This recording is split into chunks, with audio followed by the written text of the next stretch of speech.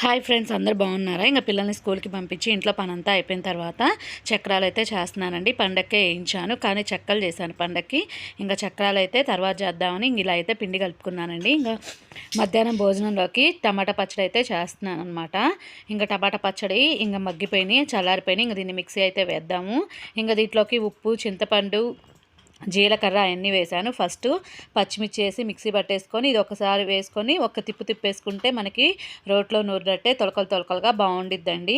నా వీడియో నచ్చితే సబ్స్క్రైబ్ చేసుకోండి, పక్కనే ఉన్న బెల్ ఐకాన్ని ట్యాప్ చేయండి. ఎప్పుడే వీడియో పెట్టినా నోటిఫికేషన్ అయితే వస్తుంది. ఇంకా చూడండి, ఈ చక్రాల పిండిలో కూడా ఉప్పు, కారం, వాము, మళ్ళీనేమో ఇవి వేసానండి, నువ్వులు వేసాను. ఇవన్నీ వేసి కలిపి పెట్టేసుకొని ఆయిల్ కాగేలో చట్నీ అయితే అన్నంలోకి అయితే చేసేసాను. చూడండి ఎంత కరకరలాడుతూ వచ్చినాయో.